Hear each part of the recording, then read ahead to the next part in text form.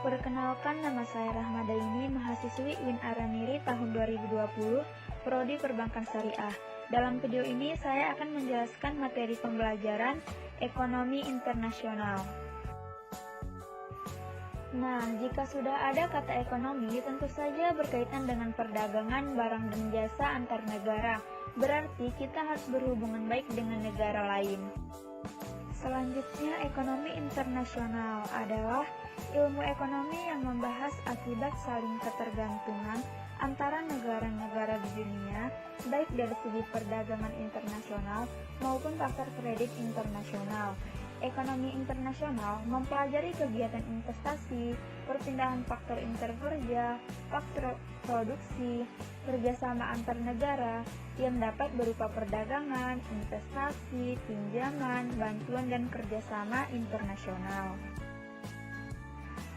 Nah, di dalam perdagangan internasional ada 4 yang akan saya jelaskan. Pengertian perdagangan internasional, model perdagangan internasional, manfaat perdagangan internasional, dan faktor pendorong perdagangan internasional. Pengertian perdagangan internasional adalah perdagangan yang dilakukan oleh penduduk suatu negara dengan penduduk negara lain atas dasar kesepakatan bersama.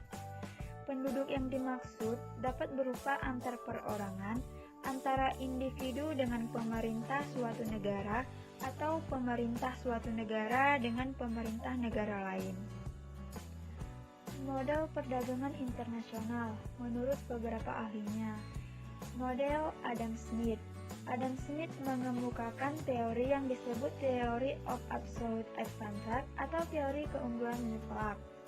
Lalu model Ricardian oleh David Ricardo mengajukan teori tentang perdagangan internasional yang disebut teori of comparative advantage atau teori keunggulan komparatif. Yang ketiga, model Heckscher-Ohlin. Model Heckscher-Ohlin dibuat sebagai alternatif dari model Ricardian dan dasar kelebihan komparatif. Lalu faktor spesifik. Dalam model ini, mobilitas buruh antara industri satu dan yang lain sangatlah mungkin ketika model tidak bergerak antar industri pada satu masa pendek. Lalu model gravitasi. Perdagangan menyajikan sebuah analisis yang lebih empiris dari pola perdagangan dibanding model yang lebih teoritis di atas. 3. Manfaat perdagangan internasional. 1. Mempercepat hubungan antar negara baik secara bilateral maupun multilateral. 2. Kemungkinan beberapa negara akan saling membantu seperti mempercepat proses pembangunan. 3. Meningkatkan kesejahteraan bagi suatu negara melalui pendapatan nasional. 4. Memperoleh keuntungan dari spesialisasi. 5. Memperluas pasar dan menambah keuntungan. 4. Faktor pendorong perdagangan internasional. 1. Perbedaan sumber daya alam. Letak geografis setiap negara berbeda-beda. Contoh perdagangan internasional. Indonesia memiliki hasil bumi berlimpah seperti kopi dan hasil bumi lainnya. Kedua, keinginan untuk memperoleh keuntungan dan meningkatkan pendapatan negara. Sebuah negara akan terus bertambah pendapatannya dan semakin kayalah negara tersebut jika dilakukan secara berkala. Contohnya, setiap transaksi ekspor-impor. Ketiga, perluasan target pasar. Sulit untuk berkembang karena takut kelebihan jumlah produksi apabila melakukan produksi dalam skala besar. Contohnya, negara Indonesia memproduksi timah dan memasarkannya ke beberapa negara. 4. Meningkatkan kualitas produk lokal. Sebuah langkah yang sangat baik untuk meningkatkan produk lokal adalah dengan cara membentuk persaingan pasar. 5. Transportasi antar negara. Dengan adanya transportasi antar negara dapat mempermudahkan suatu negara melakukan kegiatan perdagangan internasional. Contohnya pada transportasi darat, kereta api, trucking, kalau di udara, pesawat terbang, kalau di laut, kapal. Selanjutnya kita membahas teori perdagangan internasional. Nah, ada 3 teori. Nah, di tiga teori ini ada dua teori klasik dan satu teori modern. Teori klasik itu teori keunggulan absolut sama keunggulan komparatif. Kalau teori HO itu teori modern. Jadi sekarang saya akan membacakan penjelasannya. Satu, teori keunggulan absolut. Keunggulan mutlak absolut advanced oleh Adam Smith. Menurut keunggulan mutlak dengan melakukan spesialisasi mengkhususkan diri pada produksi barang yang memproduktivitasnya lebih tinggi. Dibandingkan dengan negara lain, negara tersebut akan memperoleh keuntungan dalam perdagangan internasional. Kedua, teori keunggulan komparatif. Diciptakan oleh David Ricardo mengatakan bahwa perbedaan keunggulan komparatif juga dapat memberi keuntungan. Dua negara akan tetap melakukan pertukaran melalui perdagangan internasional, walaupun salah satu negara mempunyai semua keunggulan.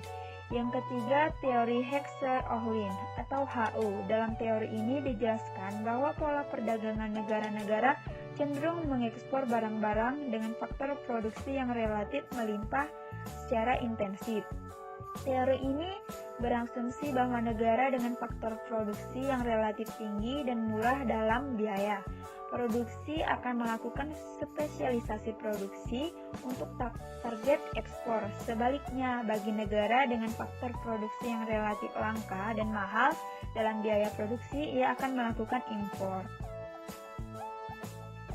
Nah, ini contoh dari teori keunggulan absolut Adam Smith. Ini ada tabel 4.1 produksi Indonesia dan Belanda. Negara Indonesia dan Belanda, kemungkinan produksi kain dan TV, perbandingan dasar tukar dalam negara DPDN. Jadi, saya langsung jelaskan. Belanda dan Indonesia memproduksi dua macam barang, yaitu kain dan TV. Dengan tenaga kerja merupakan satu-satunya input untuk memproduksi kedua jenis barang tersebut. Indonesia mampu memproduksi maksimum 90 yard kain per satu orang pekerja dalam setahun. Kalau semua pekerja yang ada di dalam negeri dipekerjakan di industri tekstil dan mampu memproduksi maksimum 60 unit TV per satu orang pekerja dalam setahun. Bila semua tenaga kerja digunakan untuk memproduksi TV, rasio ini menunjukkan bahwa Indonesia lebih baik dalam memproduksikan kain daripada TV. Belanda hanya mampu memproduksi sebanyak 50 yard kain dan 100 unit TV per satu orang pekerja dalam setahun. Rasio ini menunjukkan bahwa Belanda lebih baik dalam memproduksi TV daripada kain. Harga jual TV di Indonesia lebih tinggi karena diproduksi lebih lama, sehingga memerlukan biaya produksi yang lebih tinggi daripada kain. Sedangkan di Belanda, kain lebih mahal daripada TV, karena biaya produksi kain lebih besar daripada TV. Perbedaan harga ini merupakan kondisi utama untuk terjadinya perdagangan internasional. Bila harga dari jenis barang yang sama tidak berbeda antar negara, maka tidak ada alasan untuk melakukan perdagangan internasional, karena masing-masing negara tidak akan menikmati manfaat dari perdagangan internasional. Nah, ini contoh teori keunggulan komparatif. Tabel 4.2. Ilustrasi tingkat efisien tenaga kerja dari David Ricardo. Ini negara Indonesia dan Filipina. Produksi jumlahnya, jam kerja per satu unit, biaya relatif, dan DTDN-nya. Jadi saya langsung bacakan aja. Tabel di atas menunjukkan bahwa bila menurut teori keunggulan absolut dari Adam Smith, maka perdagangan internasional antara Indonesia dan Filipina tidak akan terjadi karena Indonesia memiliki keunggulan absolut atas Filipina untuk kemeja dan sepatu. Ini berarti hanya Indonesia yang bisa mengekspor. Jika perdagangan internasional tetap dilaksanakan, maka hanya Indonesia yang akan memperoleh manfaat dari perdagangan internasional atau gains from trade. David Ricardo berpendapat bahwa perdagangan internasional antara kedua negara tetap dapat dilakukan dengan perhitungkan tingkat efisiensi tenaga kerja relatif. Lalu neraca pembayaran internasional. Neraca pembayaran internasional adalah suatu catatan sistematis tentang seluruh transaksi ekonomi antara penduduk suatu negara dengan negara lainnya pada periode waktu tertentu, biasanya 1 tahun. Nah, ini ada 3 komponen dari neraca pembayaran. Yang pertama, neraca berjalan. Itu terdapat 3 bagian di dalamnya. Ada neraca perdagangan, neraca jasa, sama neraca transaksi sepihak. Yang kedua, ada yang namanya neraca modal. Ini adalah mencatat transaksi penerimaan atau pembayaran sehubungan dengan peminjaman dan penanaman modal. Yang ketiga, lalu ada neraca moneter. Artinya, mencatat mutasi dalam hubungannya dengan IMP serta memperlihatkan perkembangan atau perubahan cadangan devisa suatu negara. Lalu ini debit kredit neraca pembayaran internasional. Ini saya cuma menunjukkan transaksi debitnya dan transaksi kreditnya.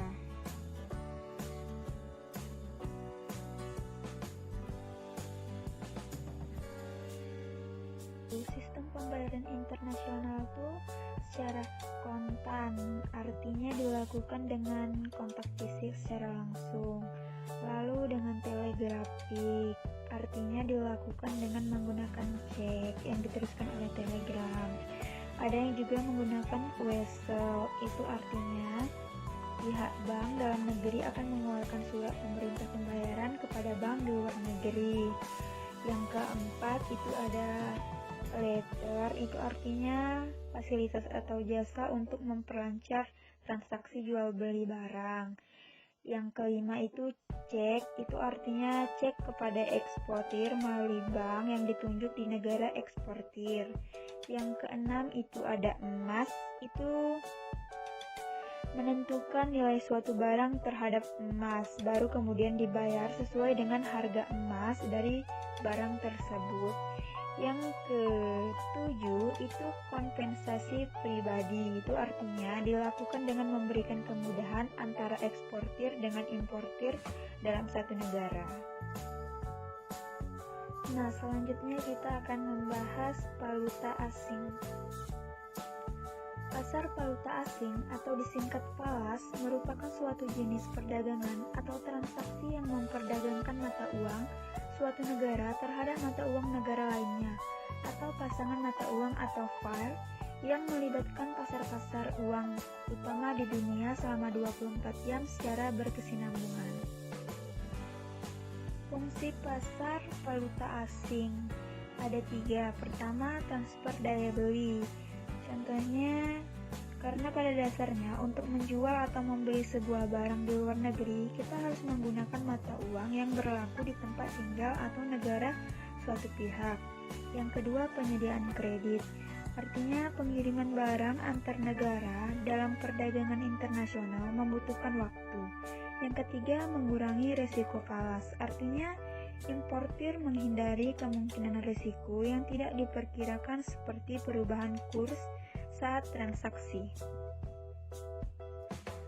Para pelaku pasar valuta asing ada 6. Yang pertama, dealer, pihak yang membuat pasar bergairah. Kedua, perusahaan atau perorangan, mempercepat transaksi bisnis. Ketiga, spekulan dan arbitrator, mengeksploitasi antara kurs dan falas. Keempat, bank sentral, kegiatan intervensi. Kelima, pialang. Pialang memiliki akses langsung dengan dedol dan bank di seluruh dunia. Keenam, pemerintah melakukan transaksi valuta asing. Ini adalah sistem kurs valuta asing ada 3. Yang pertama, sistem kurs tetap. Artinya, sebuah kondisi nilai tukar mata uang domestik ditentukan oleh pemerintah. Yang kedua, kurs bebas. Artinya, pembuatan kurs tersendiri dari suatu permintaan dan penawaran dari mata uang asing, sehingga pemerintah tidak ikut campur dalam menentukan kurs mata uang yang akan ditukar. Yang ketiga, kurs mengambang. Artinya, sistem di mana pemerintah dan pasar sama-sama memiliki kebebasan dalam menentukan nilai tukar mata uang. Lalu, kebijakan perdagangan internasional adalah kebijakan kebijakan yang mencakup tindakan pemerintah terhadap rekening yang sedang berjalan atau current account daripada neraca pembayaran internasional, khususnya tentang ekspor dan impor barang, baik langsung ataupun tidak langsung dalam bentuk perdagangan luar negeri atau kegiatan perdagangan. Kebijakan perdagangan internasional bidang ekspor ada 6. Yang pertama, tarif adalah sebuah pembebanan atas barang-barang yang melintasi daerah pabean atau customeria. Yang kedua, kuota impor adalah kebijakan pemerintah untuk membatasi barang-barang yang masuk dari luar negeri. Yang ketiga, larangan ekspor impor adalah kebijakan untuk melarang masuknya produk-produk asing ke dalam pasar domestik. Keempat, subsidi merupakan kebijakan pemerintah untuk membantu mengurangi sebagian biaya produk per unit barang produk dalam negeri. Kelima, premi, suatu kebijakan yang diambil oleh pemerintah dengan memberikan tambahan dana pada produsen. Keempat, dumping, merupakan kebijakan pemerintah untuk mengadakan diskriminasi harga, yakni produsen menjual barang di luar negeri dengan harga yang lebih murah dari dalam negeri atau bahkan di bawah biaya produksi. Nah, lalu apa tujuan kebijakan ekonomi internasional? Tujuannya ialah melindungi kepentingan ekonomi nasional dari pengaruh buruk atau negatif dan dari situasi atau kondisi ekonomi atau perdagangan internasional yang tidak baik atau tidak menguntungkan. Baiklah, hanya ini yang dapat saya sampaikan dalam video pembelajaran ini. Jika ada salah kata, saya mohon maaf yang sebesar-besarnya. Saya ucapkan terima kasih.